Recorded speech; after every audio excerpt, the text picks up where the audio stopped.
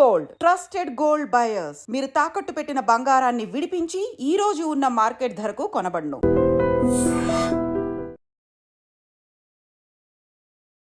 University వచ్చి 5 ఏళ్ళు ఉంది. ఒక యూనివర్సిటీ కాదు, 3 యూనివర్సిటీలు. ఏంది లెక్క? సిస్టమేటిక్ గా మంచి విద్యను అందిస్తా ఉంటే భగవంతుని ఆశీర్వాదం కూడా చాలా బాగా ఉంటది. ఏం నమ్మి వచ్చిండ్రు వాళ్ళు అసలు అంతమంది? 70-80% తోటి పాస్ అవుతుంది. జాబ్ వస్తలేదు. జాబ్ ఎందుకు వస్తలేదు?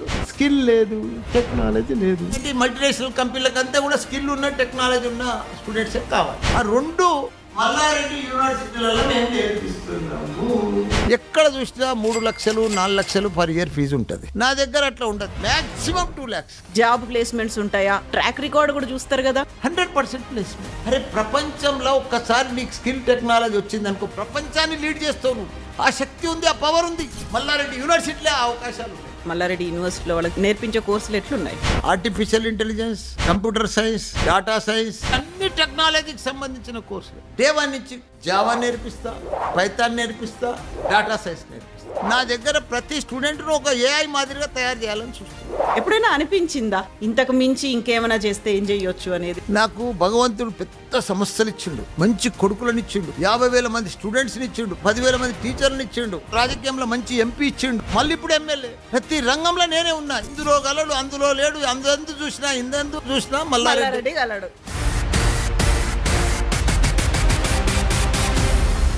3 యూనివర్సిటీలు ఉన్న ఏకైక వ్యక్తి భారతదేశంలో మల్లారెడ్డి.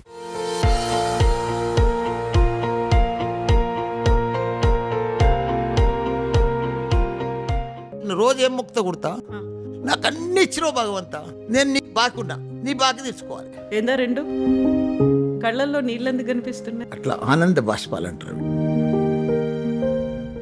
నమస్తే, నేను Kavitha. Welcome to I dream. జ్ఞానమేవ శక్తి అనేటువంటి ఒక మోటోతో ఇంటలెక్చువల్స్ అనేవాళ్ళు ఎవరు పుట్టుకతోనే రారు, వాళ్ళు తయారు చేయబడతారు అనే ఒక మాటతో ప్రారంభించబడినటువంటి మల్లారెడ్డి ఇన్స్టిట్యూషన్స్లో మనం ఉన్నాం. మనతో పాటుగా ఉన్నారు Malla Reddy university founder, chairman and మాజీ మంత్రి మల్లారెడ్డి గారు. మల్లారెడ్డి గారు నమస్కారం. నమస్తే అమ్మ కవిత. 37 ఏళ్ల నుంచి విద్యారంగంలో ఉన్నారు మీరు.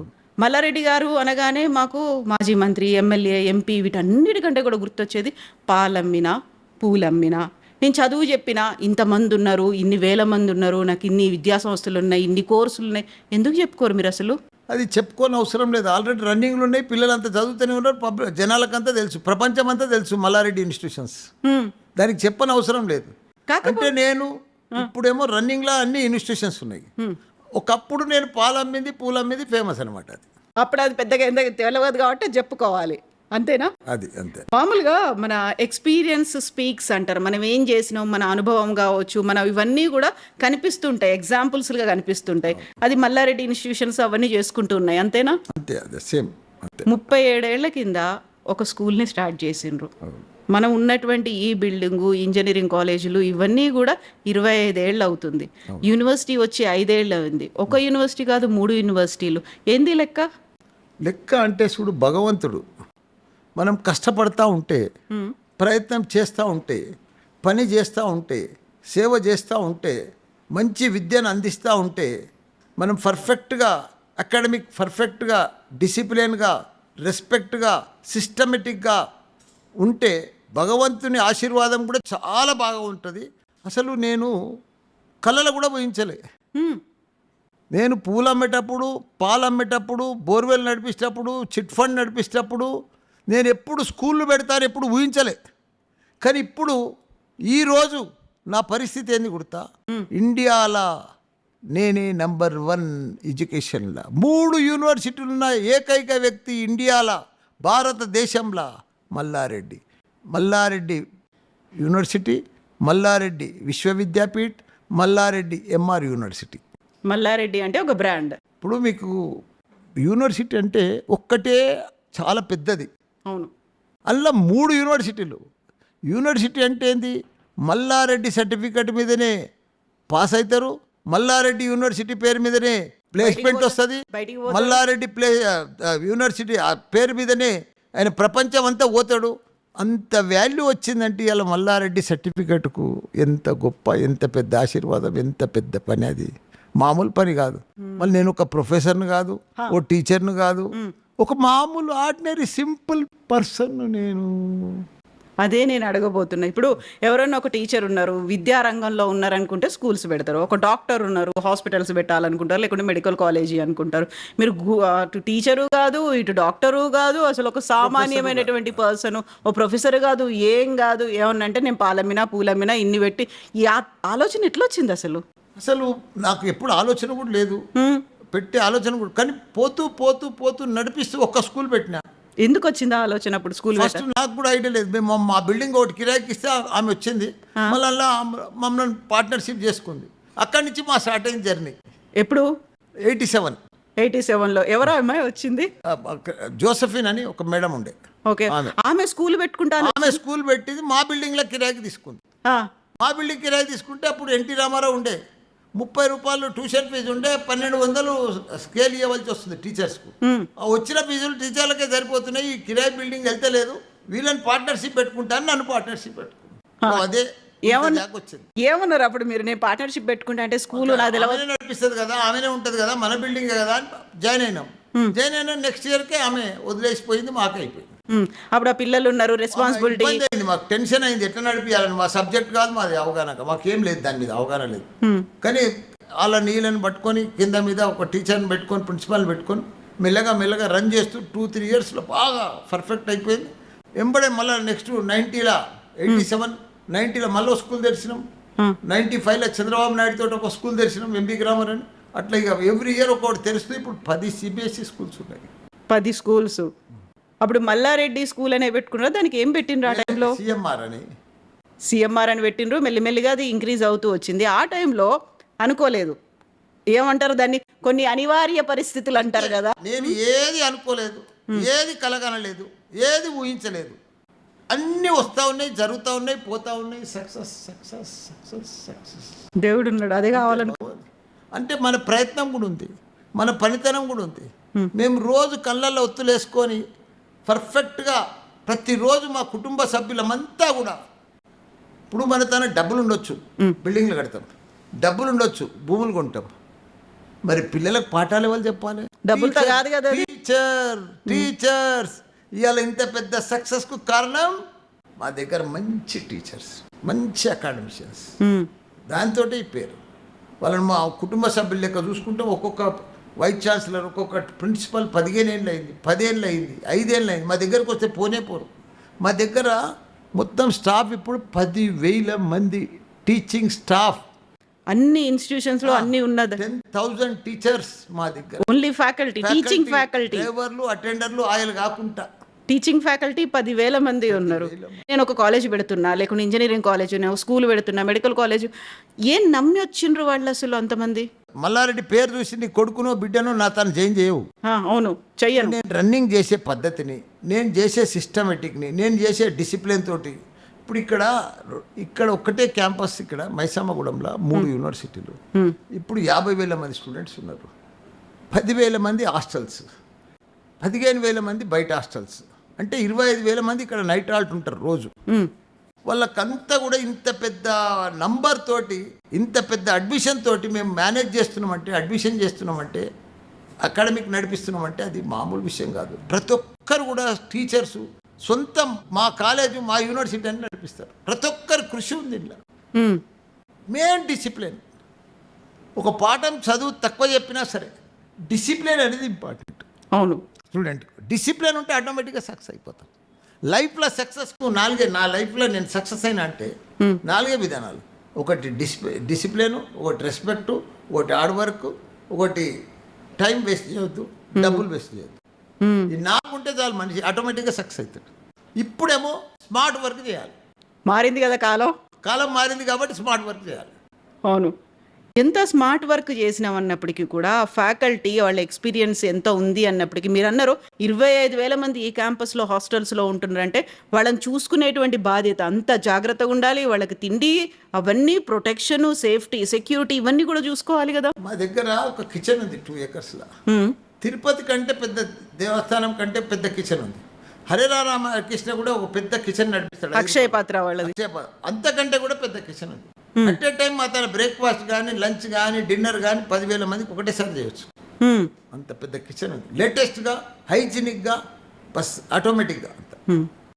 ఇప్పుడు ఇంతమందిని పెట్టుకున్నారు, 25,000 మంది, 10,000 మంది ఫ్యాకల్టీ, ఫుడ్ ఇవన్నీ ఉన్నప్పుడు కొన్ని బేసిక్గా తెలిసి ఉండాలి.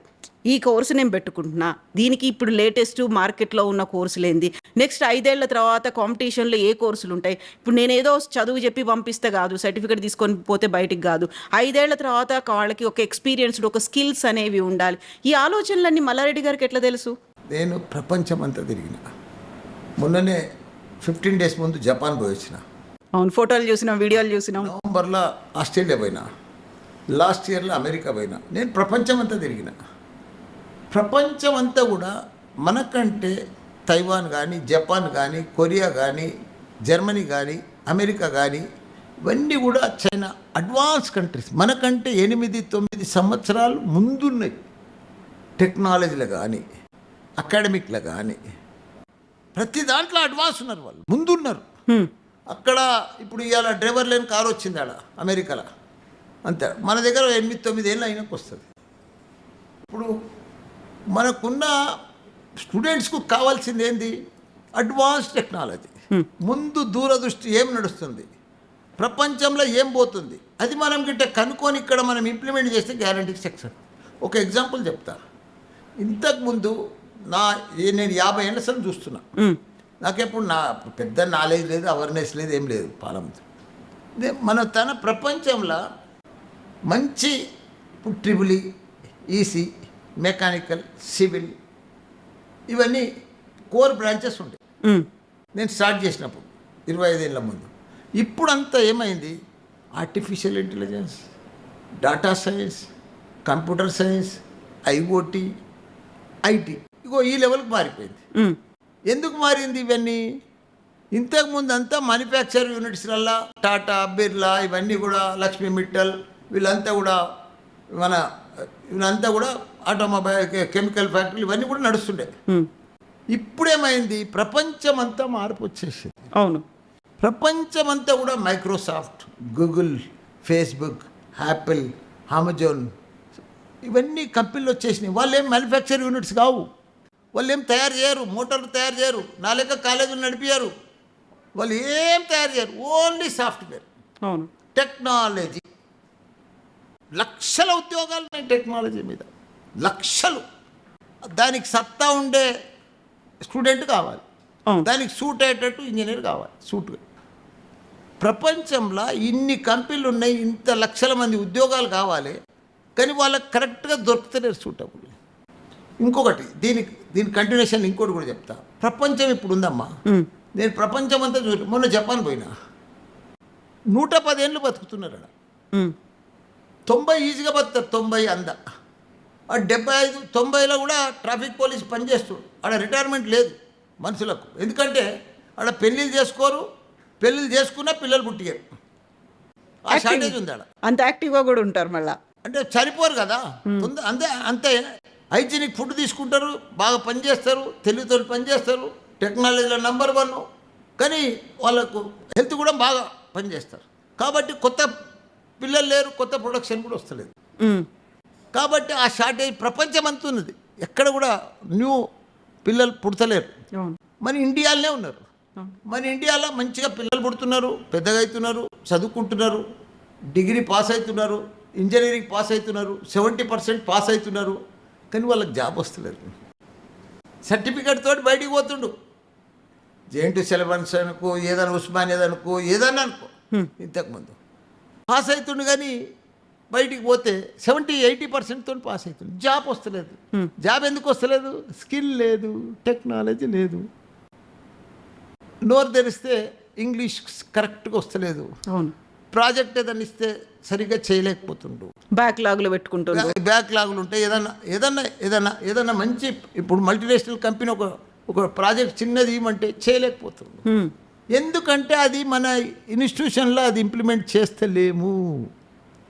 నేనేం చేసిన అంటే, నా దగ్గర డే 1 నుంచి స్టూడెంట్స్కి జాయిన్ అయితేనే ఫస్ట్ డే నుంచే ల్యాప్టాప్ కంపల్సరీ, యూనిఫామ్ కంపల్సరీ, వాళ్ళకందరు కూడా మంచి ఇండస్ట్రియల్ ట్రైనర్ని పట్టుకొచ్చి డే 1 నుంచి కోడ్ నేర్పిస్తా, జావా నేర్పిస్తా, పైథాన్ నేర్పిస్తా, డేటా సైన్స్ నేర్పిస్తా. ఇవన్నీ నేర్పిస్తే ఏమైతే ఫస్ట్ ఇయర్లే మనం ఏం చాలా మటుకు ఇంజనీరింగ్ ఇప్పటికి కూడా అన్ని చాలా కాలేజీలు ఉన్నాయి. నా కాలేజీలో కూడా అట్లే ఉండే ఇంతకుముందు. 3rd ఇయర్లో 4th ఇయర్లో నేర్పిస్తాం. కంపెనీకి పోయాలంటే ముందు ఆ వారం దినాలు 1 నెల దినాలు ట్రైనింగ్ ఇస్తే ఎట్లా నేర్చుకుంటాడు. ఇప్పుడు మనం చదువుతో పాటు మనం ఫస్ట్ ఇయర్లోనే ఫుల్ ఇవన్నీ స్టూడెంట్కి నేర్పిస్తే, ఎందుకంటే ఇప్పుడు స్టూడెంట్ చాలా అడ్వాన్స్ ఉన్నాడు. టీచర్ కంటే స్టూడెంట్ అడ్వాన్స్ ఉన్నాడు. Teacher old model, student advance ఉన్నాడు, కొత్త టెక్నాలజీ. మన పిల్లల్ని మన ఇప్పుడు జరసేపు సెల్ ఫోన్ ఇస్తే ఉన్న గేమ్స్ అని తీసి ఆడతాడు. ఆ గేమ్స్ మనం ఆడలేము, ఎందుకంటే అంత మైండ్ షార్ప్ దాంట్లోకే పోతుంది. స్టూడెంట్స్ ఇది కూడా అదే పద్ధతి ఉన్నది. కొత్త ప్రపంచంలో నేను అబ్జర్వ్ చేసింది 2 షార్టేజ్ ఉన్నాయమ్మా. ఒకటి యువ ఇంజనీర్లు, అది మన ఇండియాలో ఉన్నారు యువత అంతా. మనమే సప్లై చేస్తున్నాం. మనం ప్రపంచం అంతా ఇప్పుడు మనమే సప్లై చేయవలసి వస్తుంది ఫ్యూచర్. ఎందుకంటే మన తన 65% యంగ్స్టర్స్ ఉన్నారు. అదొక ఛాన్స్, గోల్డెన్ ఛాన్స్ మనకు. ప్రపంచంలో ఎక్కడ కొత్త ప్రొడక్షన్ లేదు. ఇంకోటి ఏంటంటే స్కిల్ టెక్నాలజీ షార్టేజ్ ఉంది ప్రపంచంలో. ఆ 2 షార్టేజ్ ఉన్నాయి. చాలా అవసరం ఏంటంటే మల్టీనేషనల్ కంపెనీలకంతా కూడా స్కిల్ ఉన్న టెక్నాలజీ ఉన్న స్టూడెంట్సే కావాలి. ఆ 2 మల్లారెడ్డి యూనివర్సిటీలలో మేము నేర్పిస్తున్నాము. అందుకే ఆ డిమాండ్ వచ్చింది.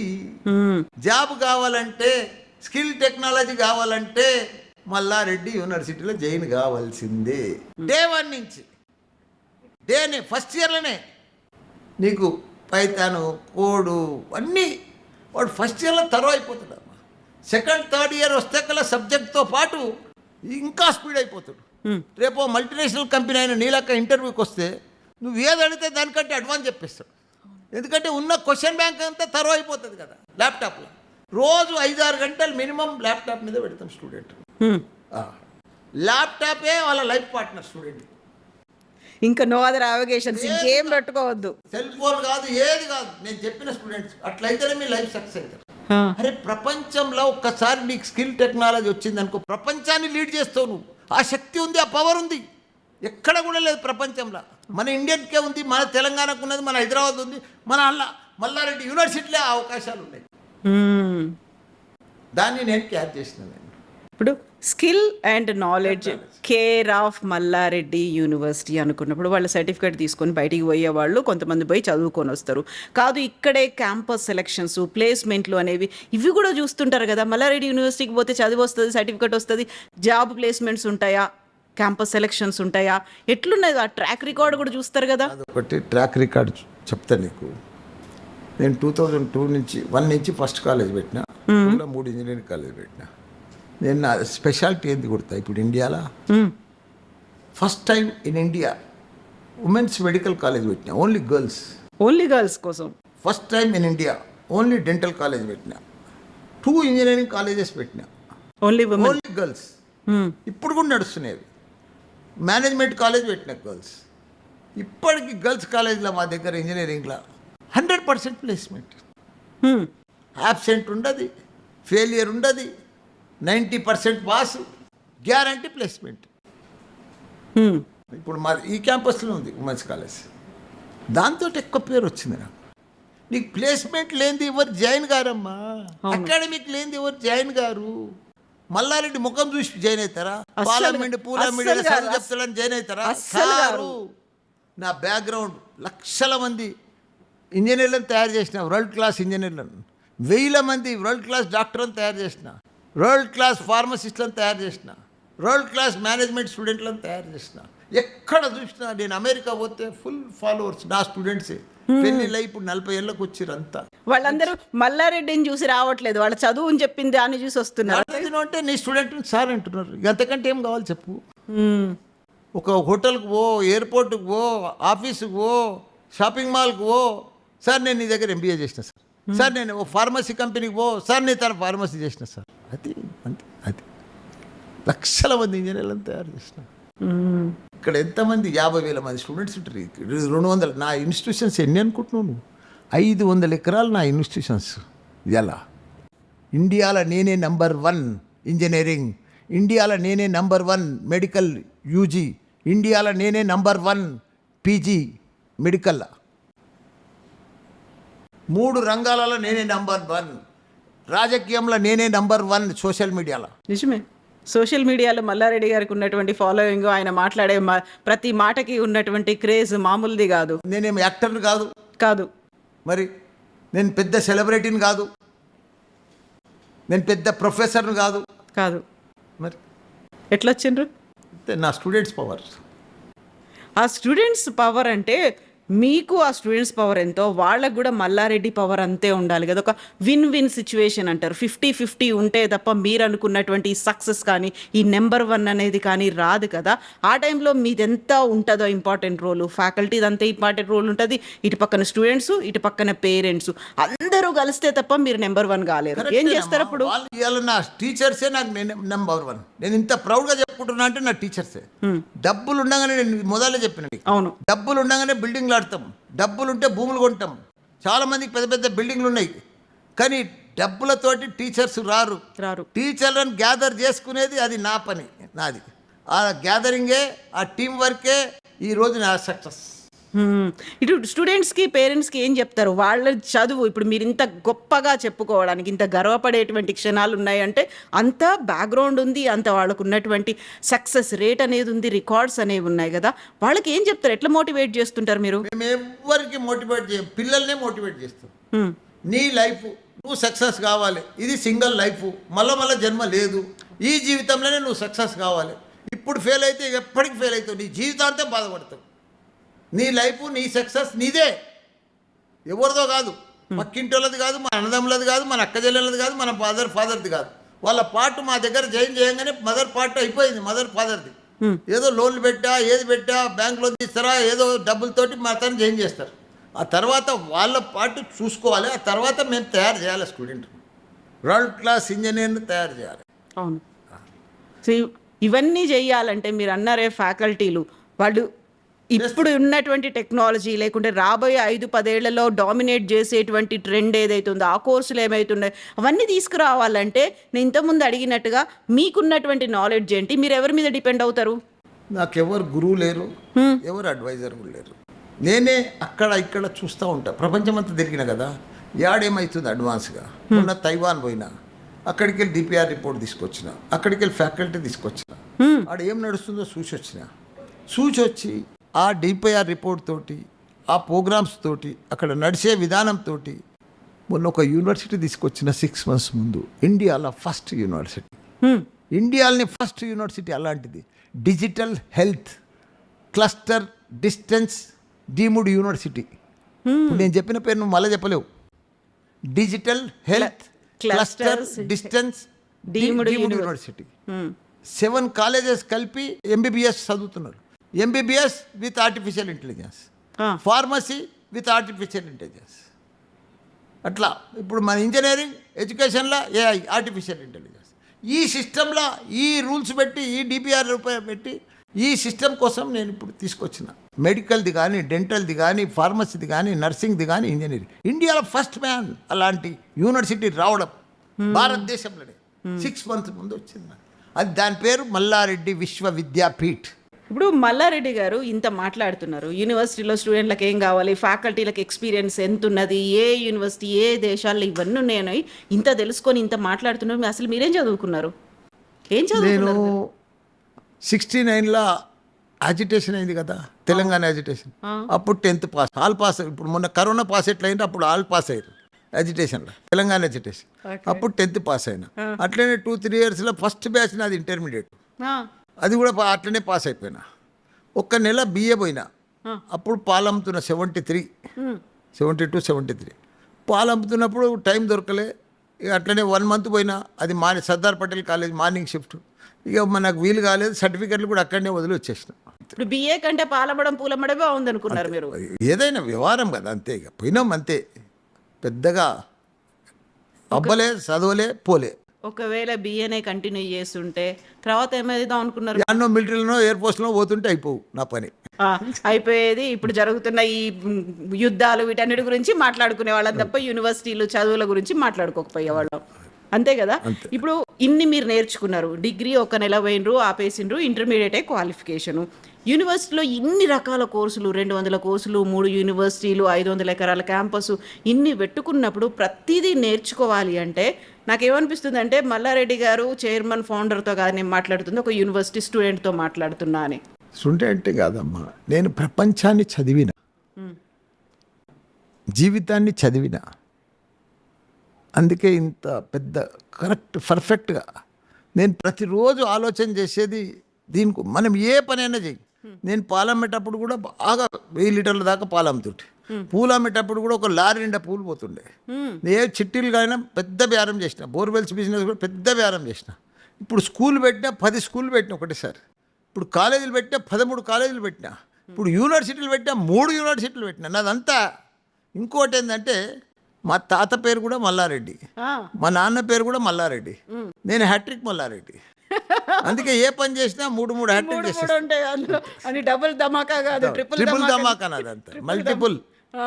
సో ట్రిపుల్ ధమాకాలు, మల్టిపుల్ ధమాకాలు ఇవన్నీ ఉంటాయి కదా. ఇప్పుడు మనం ఆర్టిఫిషియల్ ఇంటెలిజెన్స్, మెషిన్ లెర్నింగ్లు, డేటా సైన్స్లు ఇట్లాంటివన్నీ ఇన్ని రకాలుగా మాట్లాడుకుంటున్నప్పుడు అవన్నీ నేర్చుకోవాలంటే మీకున్న నాలెడ్జ్ ఏంది, మీరు ఎట్లా నేర్చుకుంటారు, అవన్నీ ఎట్లా తెస్తారు? చూడమ్మా, కంప్యూటర్ చేసిన వాడే ఐటీ కంపెనీ పెట్టాలని లేదు.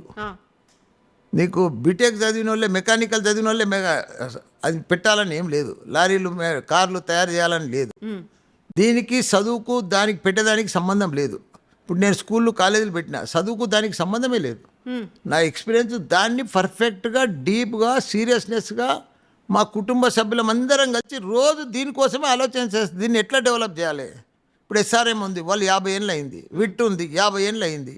మేమెంత అంతా 22, 24 ఏళ్ళు అయింది. వాళ్ళను మనం కూడా బీట్ ఎట్లా చేయాలి. రోజు ఆ తపన ఒక స్పోర్ట్స్ మ్యాన్ మాదిరిగా, ఒక రన్నర్ మాదిరిగా, ఒక స్పిరిట్ తోటి రోజు పొద్దున్న లేచి రాత్రి దాకా ఆలోచన చేస్తే గ్యారంటీగా సక్సెస్ అవుతాం అన్న. మనం అదే పని మీద ఉంటే ఎందుకు సక్సెస్ కాం? సక్సెస్ అనేది యాడనో దొరకదమ్మా. సక్సెస్ అనేది యాడ అమ్మరు. సక్సెస్ అనేది మన చేతనే ఉంది. సక్సెస్ అనేది మన భగవంతుడు అనేది మన దగ్గరనే ఉన్నాడు. యాడనో బయట దొరకది. సక్సెస్ మన చేతనే ఉంది. మనం ఎంత కష్టపడితే అంత సక్సెస్ అవుతాం. మంచి మాట చెప్పిండ్రు. ఇప్పుడు మీరు అదే మోటో కూడా పెట్టుకున్నది అదే చెప్పారు కదా, పుట్టుకతోనే ఎవరు ఇంటెలెక్చువల్స్ కారు, వాళ్ళు తయారు చేయబడతారు. అందుకోసమే మల్లారెడ్డి ఇన్స్టిట్యూషన్స్ అనేది పెట్టుకున్నారు కదా. సో ఇదే మోటోతో ముందుకెళ్ళినప్పుడు సక్సెస్ సక్సెస్ సక్సెస్ గురించి ఇంత మాట్లాడుకుంటున్నప్పుడు ఎప్పుడైనా అనిపించిందా ఇంతకు మించి ఇంకేమైనా చేస్తే ఏం చేయొచ్చు అనేది? ఇప్పుడు ఒకటమ్మా, నాకు భగవంతుడు అన్ని ఇచ్చిండు. అసలు ఏంది లేనే లేదు భగవంతుడు. నాకే అనిపిస్తుంది ఏంది ఇంత పెద్ద అదృష్టం, ఇంత ఇది. నాకు భగవంతుడు పెద్ద సమస్యలు ఇచ్చిండు.